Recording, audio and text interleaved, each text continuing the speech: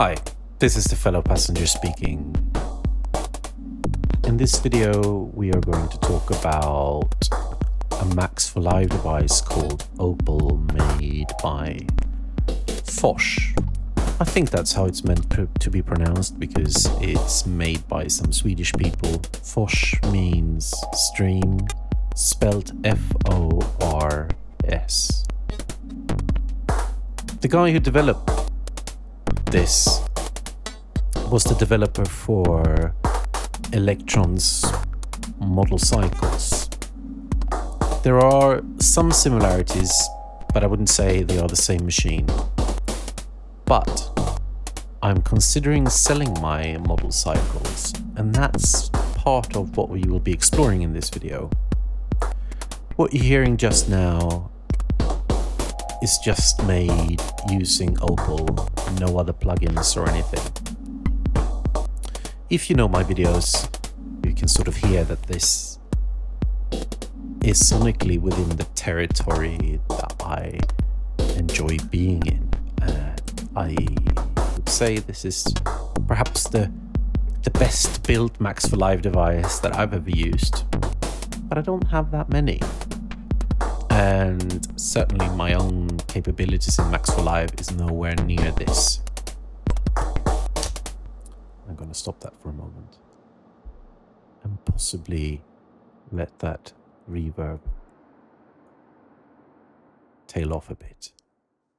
I would also like to thank Yum Keen, who has gone for the mid-tier of my Patreon, getting this shout out as well as access to my Discord, in addition from all the other downloads.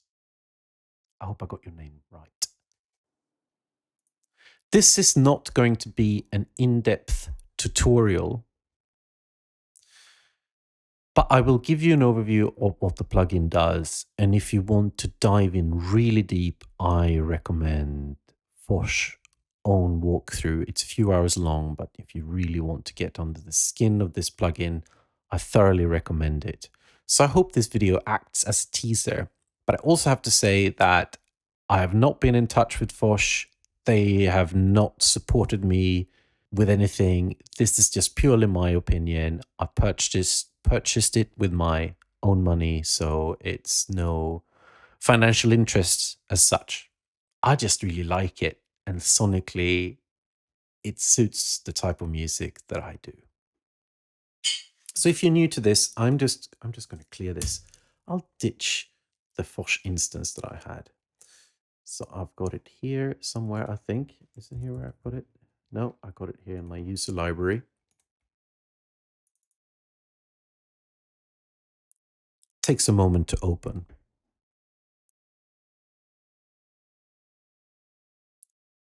So if you open Opal, this is what the device looks like by default. Not much to it. This is sort of the mixer section. I'm just going to touch on this very briefly. Level is self-explanatory. You can pan it left and right, and you can send it off to, I'm not sure what tone does. I haven't looked into that. I assume that it is some form of filtering if you just want to dial things back a bit.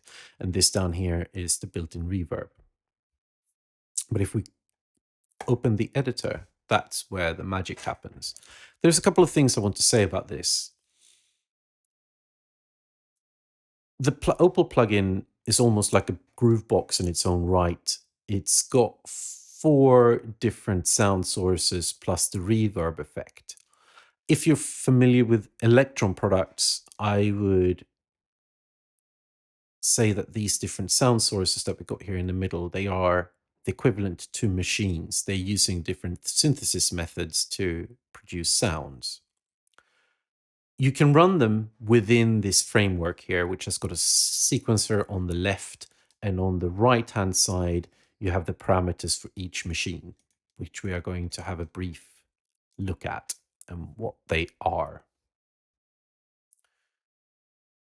The sequencer is good. It's great for doing little grooves, and you can certainly see similarities here with the Elektron products like parameter locking and so forth. Basically, if you're not familiar with Elektron machines, it means that each step of the sequencer, you can change the parameters for any of these machines dedicated to that very step. So in theory, you can have a completely different sound on each step, which is interesting. But it doesn't prevent you from taking this out of the box, so to say. There's a folder here saying standalones, and here we got dust, gem, mass, slate, and void. Basically, that is gem.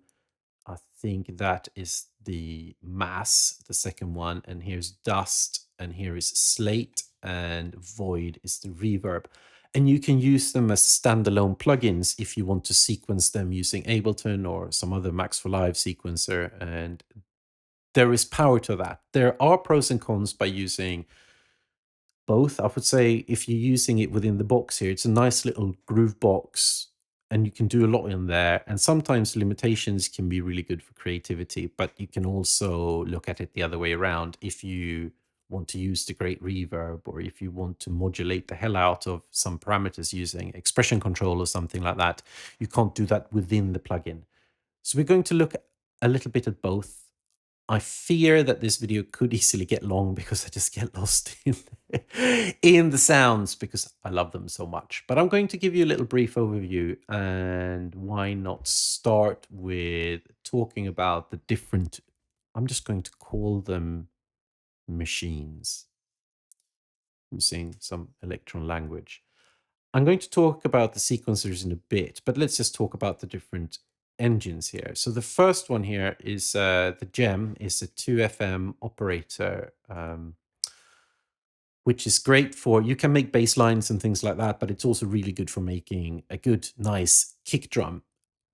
I also should point out that if you're familiar with the Model Cycles, one similarity with this is it feels quite percussive, as in all these elements are leaning towards making percussive sounds, but just like with the Model Cycles, you don't have to make percussive sounds. You can make it melodic things and other glitchy effects too. So I'm just going to start with the gem here, and it's automatically syncs with Ableton. So that's the default patch, and we can quickly make this into a kick drum. Let's turn that down 12 semitones. And then we can use this, which is the how quickly it is sweeping, or how much. Let's see, we add some pitch envelope here.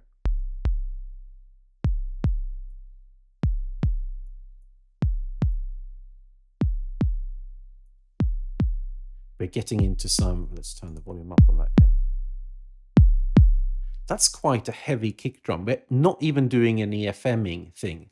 So let me just talk you through here. There with the pitchfork, that's obviously the pitch. And here is the pitch envelope and how much the pitch envelope is applied. This one is a unison mode, which may be interesting to use in terms of a kick drum, but maybe more interesting for other things. I can just change it so you see here what it sounds like.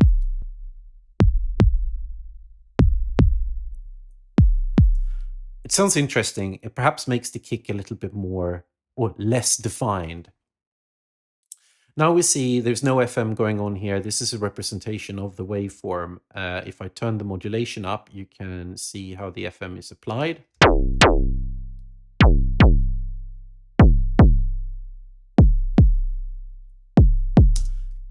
A little bit of FM spices it up and makes it a little bit more aggressive sounding. There's one kink here though. Let me just remove the FM. You see this is a sine wave. There is one quirk which they mention in their instruction video.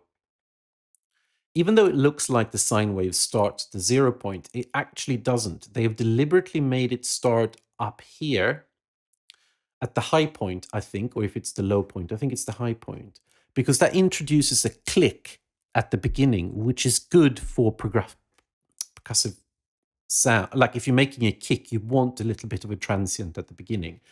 I think this here, you can shift the phase. So if you want it smoother, if you want to make some bass sound where you don't want that click at the beginning, I believe you can still do that.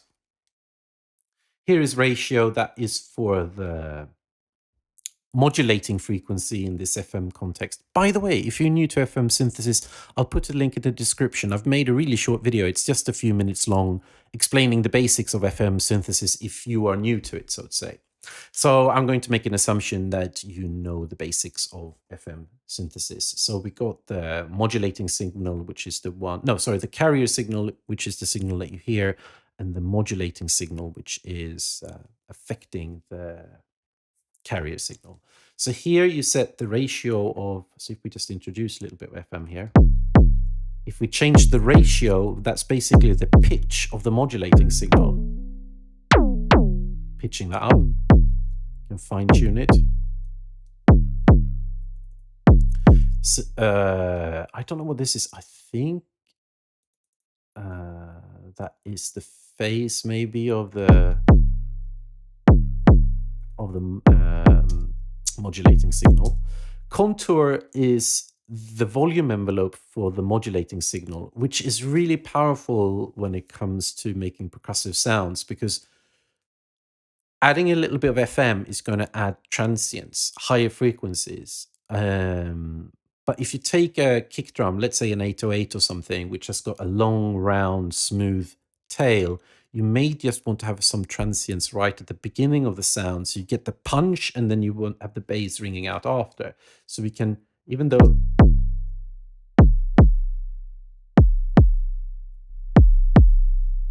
So there, if you got some decent headphones or some monitors that can produce a lot of sub, you can hear now that it's got a really long subtail, but it's still got the punch at the beginning. So the contour is the volume envelope for the modulating signal, and this envelope over here is the volume envelope for the carrier signal, or basically the whole sound. So we can, if we wanted just a really short kick drum, you can get a very punchy one, and here's a deep kick drum.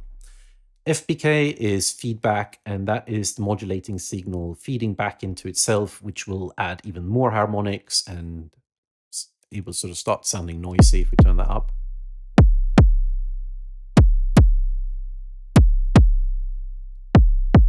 Then we also got a noise oscillator, so you can introduce noise into the mix, which can also be interesting if you want to have a little bit more of a click at the beginning, and the noise has got its own envelope below there.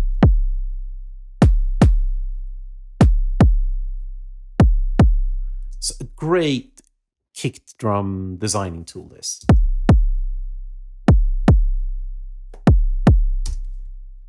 I think that's enough said about that. I have not yet talked about this section. Maybe I should do that now. Basically, each of these machines or sound engines have this section which allows you to modulate parameters. They have a basic setup here, which is slightly different depending on which machine you have. So if I click around here, you can see some of them do change. But you can also just click on here and you can see all the parameters that you want to affect. So you choose 4 to your liking, and you can have the velocity, changing it, an LFO, which is down here, and you can change the waveforms, etc.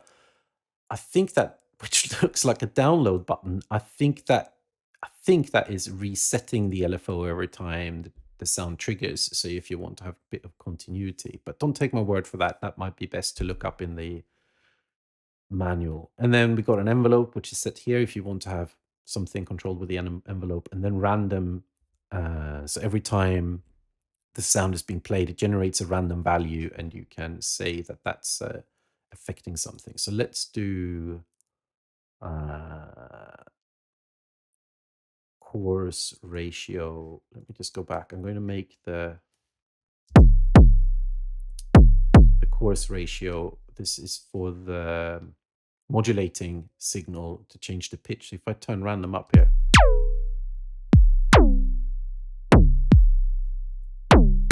as you hear, and it goes negative as well, which is interesting. If you're using the LFO or the envelope, you can have a sort of negative envelope happening. So worth mentioning, each of the sounds have a section like this. I'm just going to click this and mute the gem. So now these don't play anymore. So now we can move on to the next one. This is a physical modeling synthesis engine. Is it called modal synthesis? I think it is. Gosh, yeah, embarrassing if I got that wrong.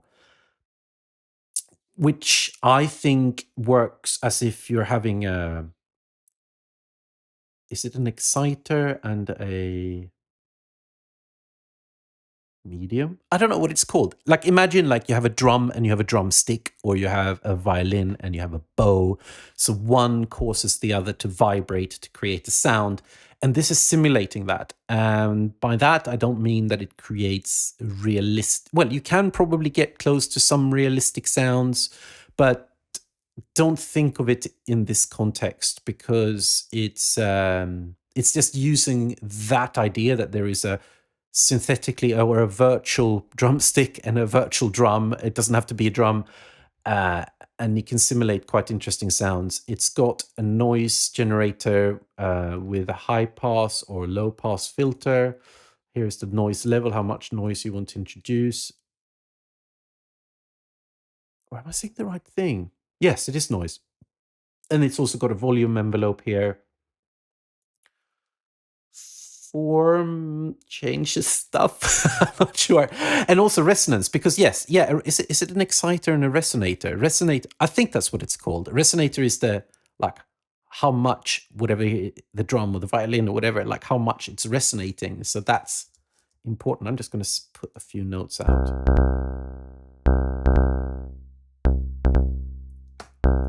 And this is like with the other one, it's a volume envelope, and you can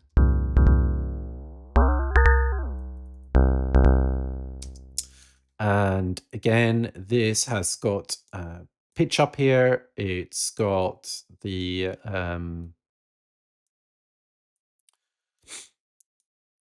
pitch envelope if you want to.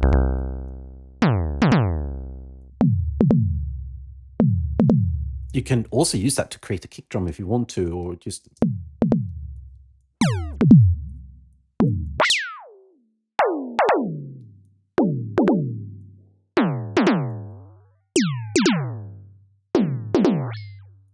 And cut, I think, yes, that's high pass and low pass filter for the entire sound.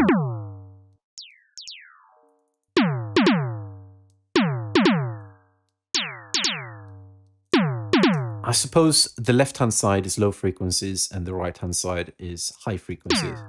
So depending on what sort of flavor you want to have. I'm going to remove that. I sort of want to jump in and talk about the sequencer a bit, but let's not do that now. I must stick to the plan. So if we just turn the kick on again.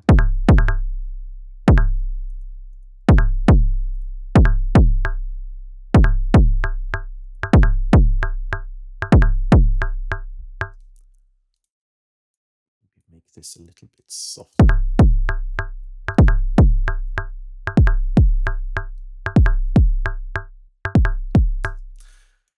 Shall we go on to, I'll turn these two off now. I turn the gem off and the dust. Is it dust? No, mass. I turn mass off. That's the second one.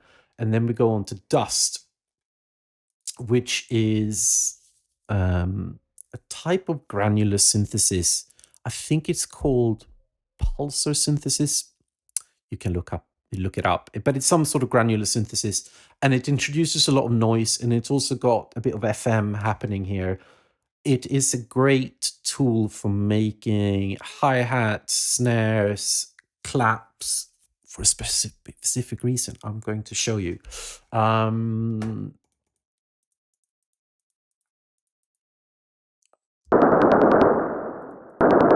Let's not make too many. I'm just going to tweak some of these, and you can just hear what it does to the sound.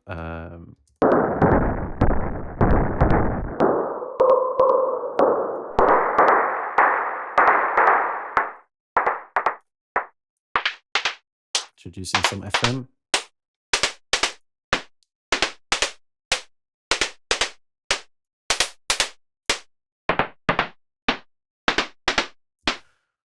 that sounds a bit like in between a snare and a clap. The clap, I have actually made a video of how you can make your own claps, but basically you have a sharp envelope. You have a noise source in one way or another, and then you have a sharp envelope that dips, but it does that, I don't know, 3 or 4 times, 5 times maybe in a row, and then you get a bit of a noise tail. That is what creates a clap sound. So they have introduced something really interesting here, where this is the envelope, volume envelope here, and you can set it to, well, you've got the big one here, that's for the whole sound, but here you can set how many times you want it to repeat. Oh yes, and this is how quickly it drops. So now,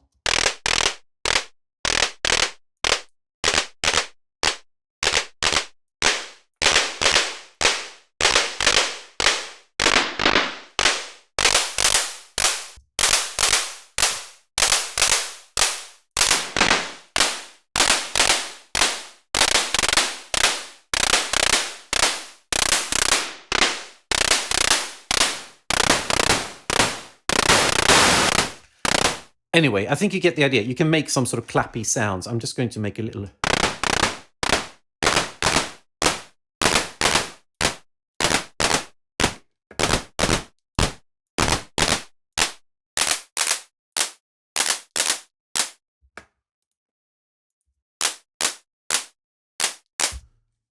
A little clap.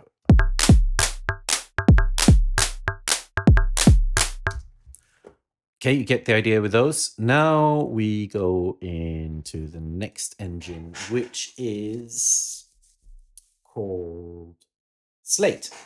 And that is a sample player. It's quite a basic sample player. What it does, it allows you to have 16 different samples, and it's a granular sample player, so you can produce grains and stuff. I'm just going to chuck some, I mean, you can loop them and things. I'm going to chuck them in. I'm just worried that this video is going to get too long.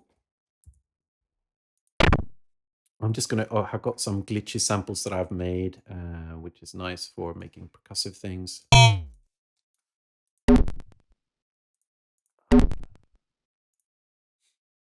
on, up there. One thing that would have been really nice if I could just grab a whole bunch of samples and put them in here.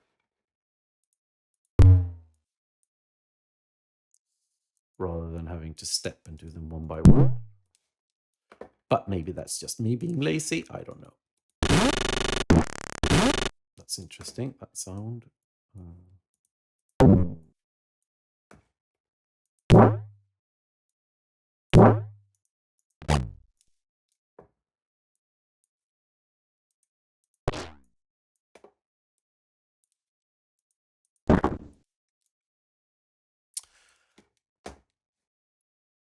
I'll make this library here with all the glitch sounds available for you. So whether you're using...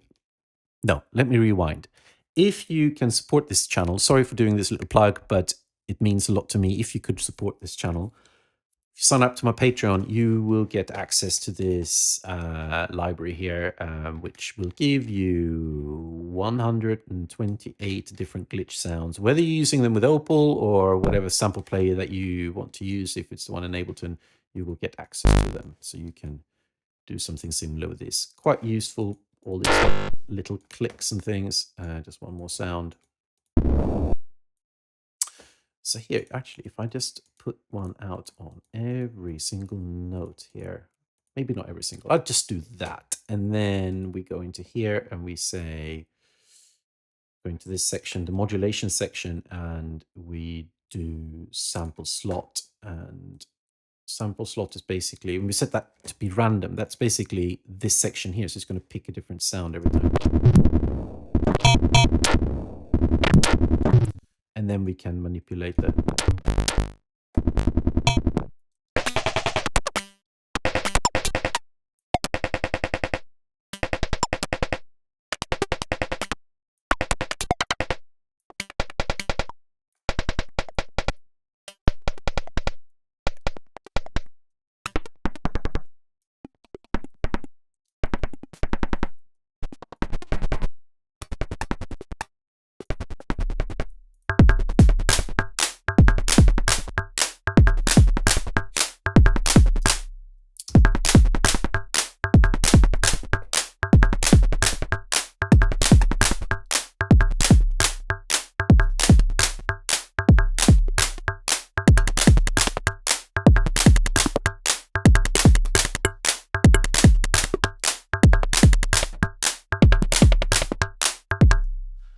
sounds really annoying now, doesn't it?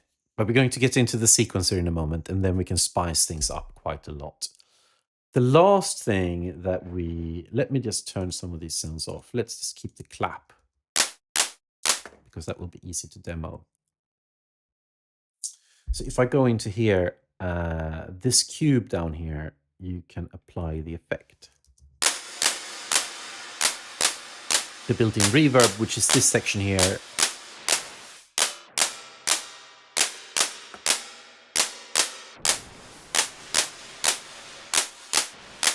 I've actually not played around much with this, but I think it sounds great. And here you can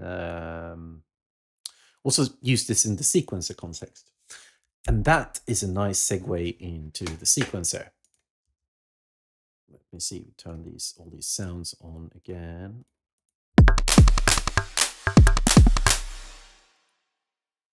Let's talk about the sequencer. It is 16 steps. It can be less. If you do that here, you can see how that makes them less. But it can't be more than 16 steps. However, there are a few tricks up the sleeve that you can use if you want to have more variation or longer sequences. And one of those things is... No, I'm not going to go into that now. Sorry, I'm jumping back and forth. Let's start here with this section. If I just remove those and we just have the clap sound, these ones is different views. You see how the values under there are changing depending on when I press. That one, that looks a little bit like a potentiometer. That one is for parameter locking. So if I want to change the sound, actually, I'll put some more claps in. I know it's going to sound annoying, but this is just to illustrate the idea. And you can pretty much change any of the parameters over here. So if we want to change the spread one, let me see. Or should we do the random, this one maybe? It will remember which one was the last one you changed. And here you can set how much you want that value to be on that particular step. That didn't do much. So we can do the envelope instead. So you just click a new parameter and you will see these orange lines will go away, because now it's focusing on that. But if I go back and changes this, the orange ones come back again. So we do release here.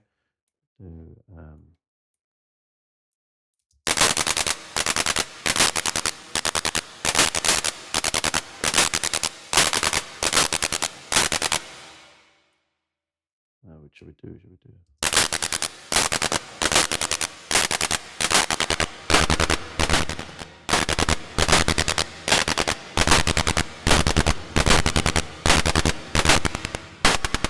Oh, maybe this will be fun to do. So we have some are claps and some are not.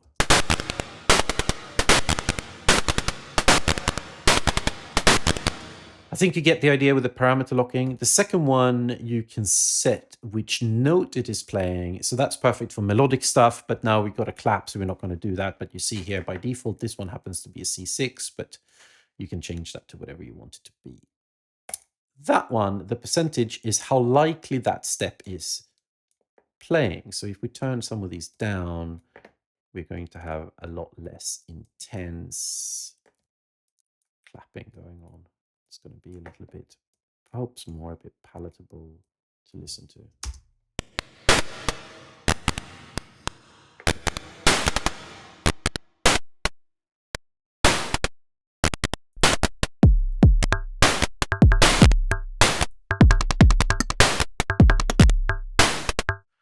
The next one is actually, so if we just keep one clap, because otherwise it might get too confusing here. This is one of the techniques. So obviously the percentage allows you to introduce some variation, which is based on randomness. This one is another way of extending the 16 steps. So if it's set 1 to 1, that means that it's going to play every time the pattern repeats. If you do, so now, oh, hang on, the percentage needs to be 100, otherwise it goes. It's really annoying that that is such a short. So let's just change the parameter lock here for the envelope, so we just got a longer sound. Yeah, got that one. That's fine. Okay, let's go back to this here. So every time this is now playing, you will hear that clap sound. If you change the second value, now it's only going to be every second time a bar plays. So the first one is the bar, and this second one is how many times the bar has played. So that's played, doesn't play. Plays, doesn't play. And if you set it to 3, play, skip, skip, play. Okay, you get the idea. And then you can change here, like, so now it needs to play 2 bars and every 3. So now it's not going to play very often at all.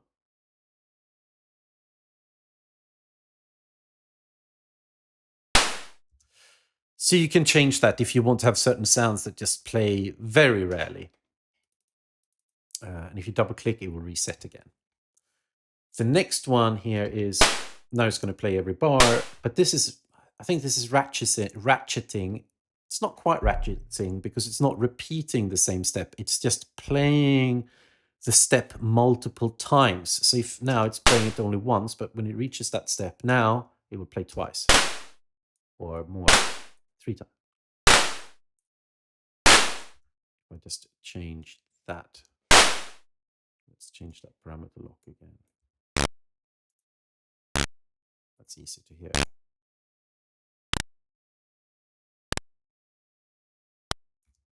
And then there is a curve thing here. I don't know if you can see this here. I can change the curve. I think that's changing how if the repeat is steady or if it's sort of speeding up or slowing down. I think. I hope so. And this last parameter here is you can nudge the samples. If I'm just going to, I'll put some more up. Then you can nudge them ahead.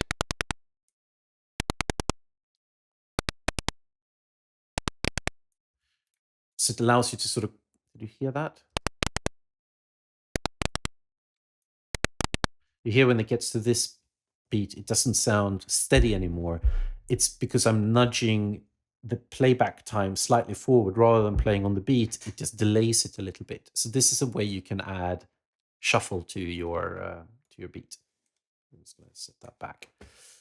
This section here, you can set it how it's looping. So this is just looping forward, and you can click that, and then it goes sort of ping pong.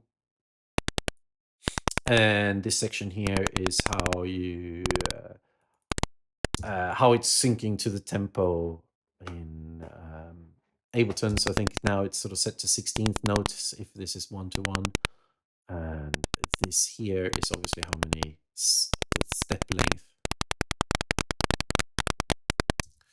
These sections, oh yes, here, the number. You can obviously create lots of different patterns, which is useful if you're playing live. So you can create as many as you like. Here, the middle one is just a replica of that, if you just want it a bit bigger. And then this last section here, you can sort of save patterns and do all that gubbins. You can change the color of it if you want to, and how bright it is. If you want to play around with how it's looking, I suppose.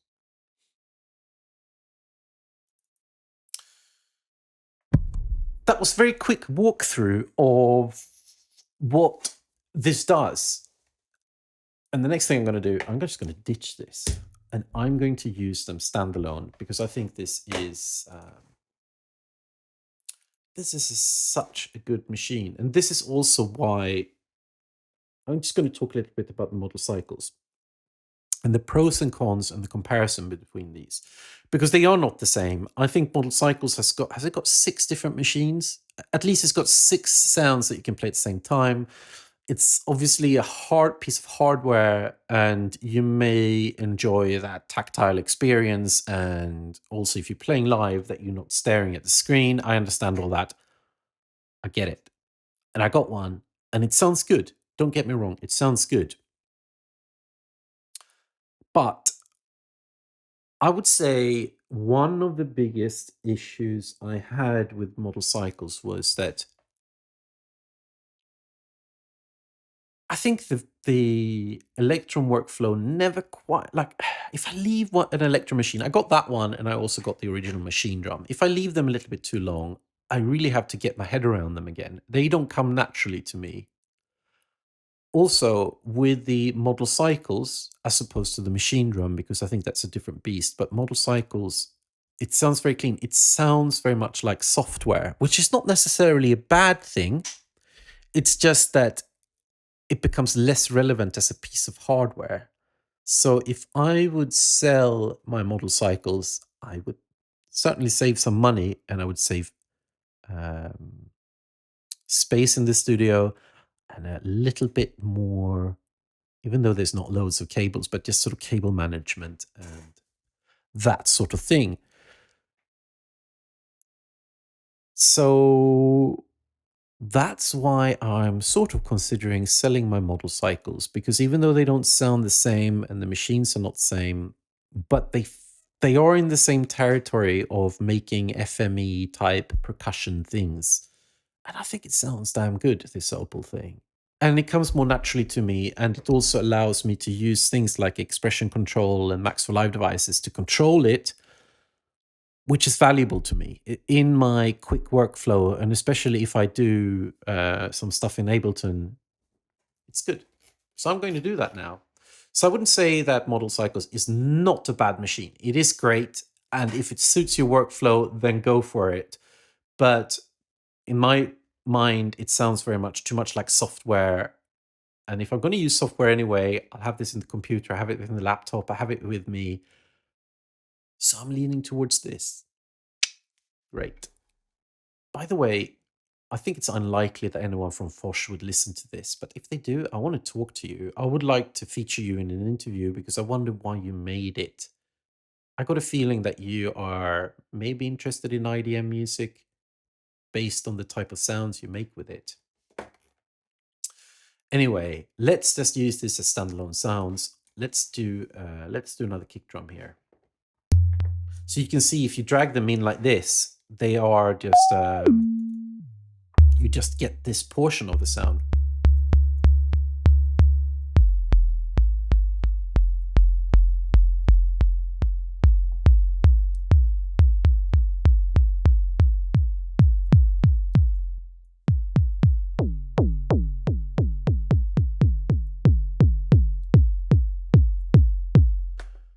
A good kick drum.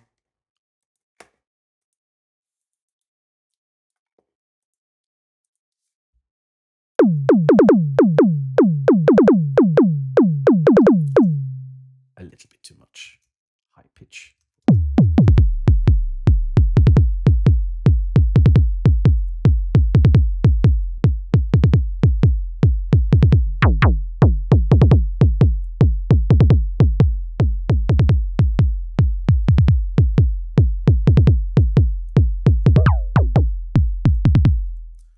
And then we can obviously do my favorite, the expression control, just to modulate. You still have this section here if you want to use that. That's fine. Especially that's good for sort of envelope-y type things. But if you want to randomize a lot of things, there's nothing stopping you now. So if we just want to go all wild, we can do that.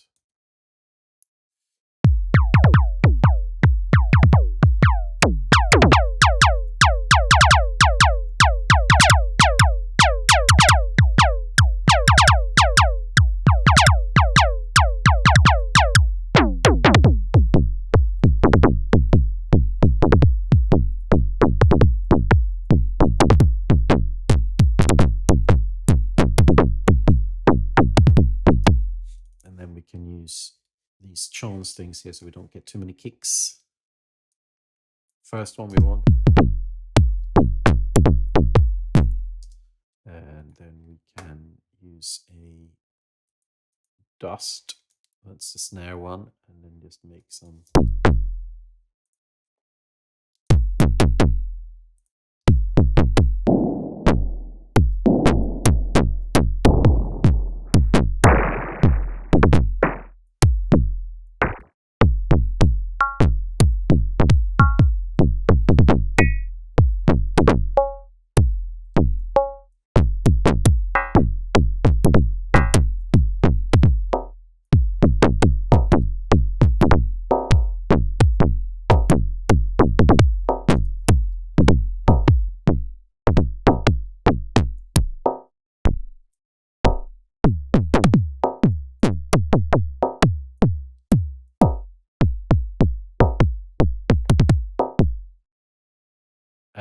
can take, let's do something melodic with mass.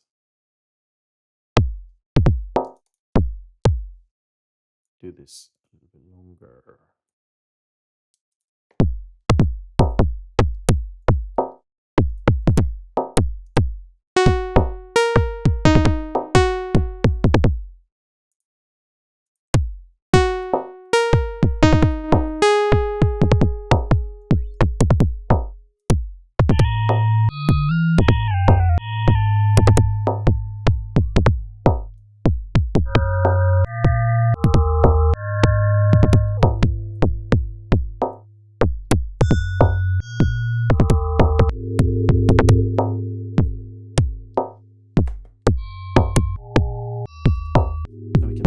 Dust and just create some hi-hats.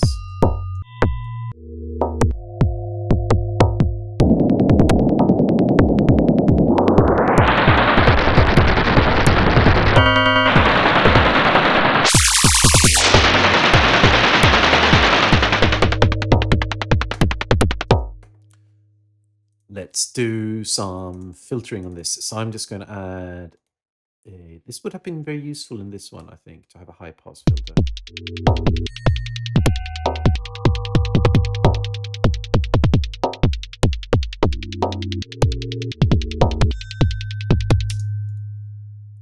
And why not have a little bit of expression control? One thing to note with the expression control and mapping on this, it's the value it wants rather than the parameter. So like rather than the dial or that particular dot, just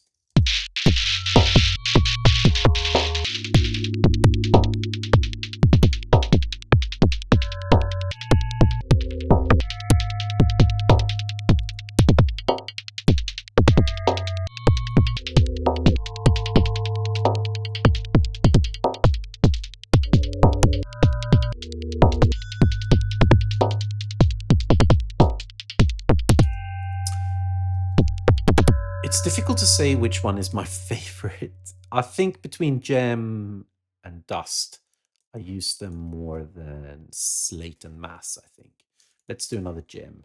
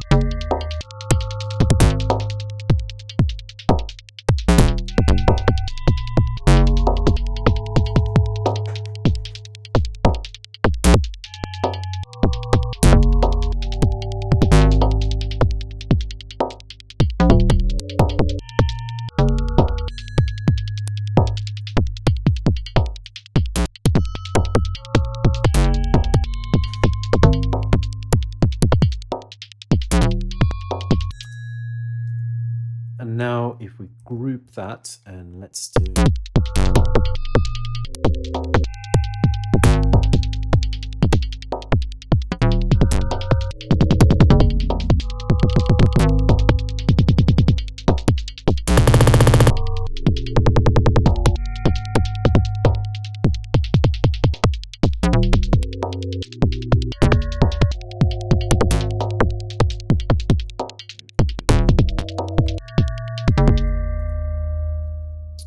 we can, on this group, let's add a little bit of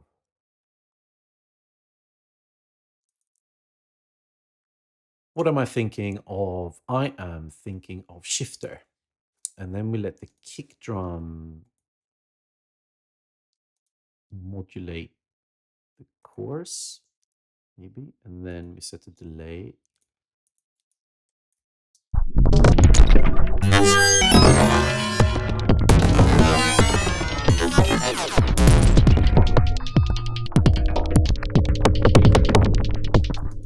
We can take my coin Max4Live device, which again you get if you sign up to my Patreon, which is basically a coin toss, and you can say how likely it is going to end up on the right or the left hand side.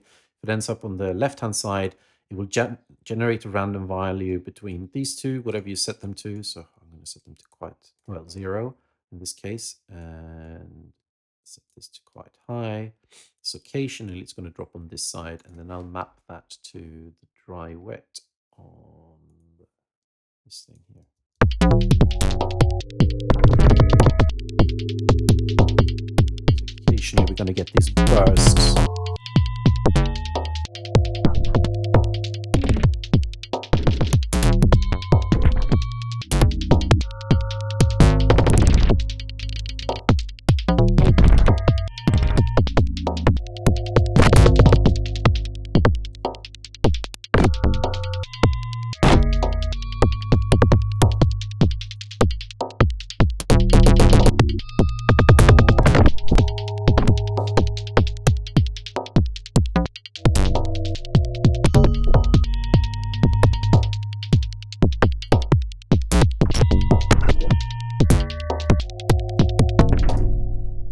Another interesting one is the Redux, which is the bit crusher, and then we also can have, let's add another expression control to this, and then we modulate the Redux bits, but it should never be able to be 0 because then it gets too crunchy. We can modulate the dry wet of that one. The bit rate as well.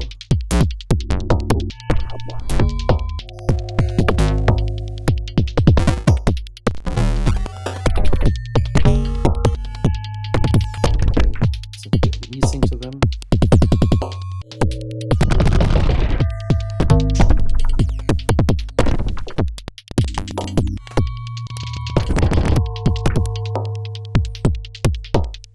Let's add a return track.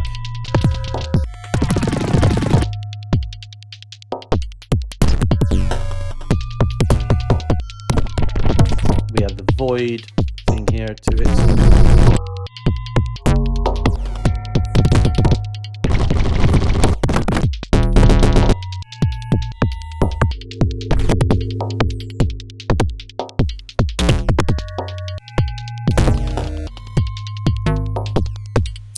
Let's add another coin.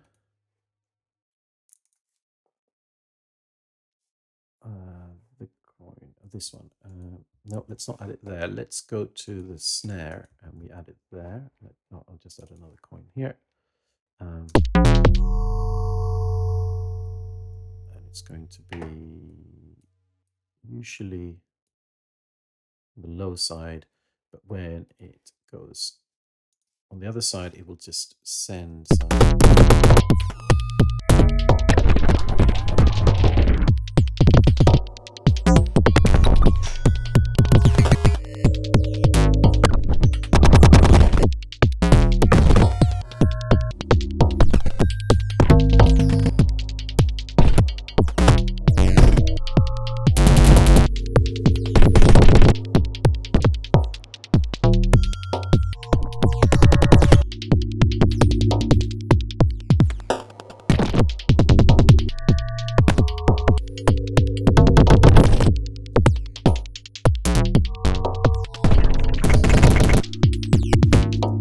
Tame that bass a little bit. Let's do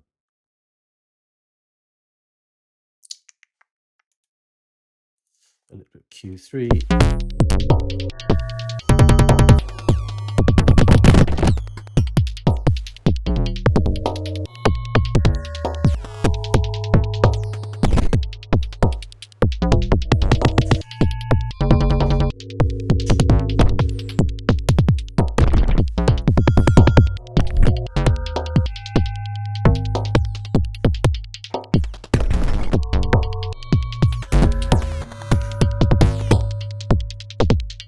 Here, let's do a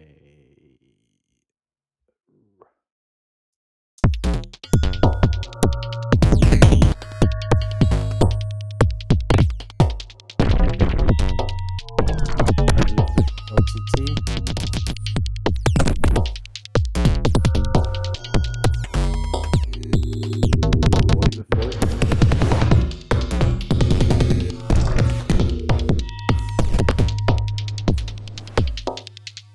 Oh, and then we can have the kick drum modulating that, the space.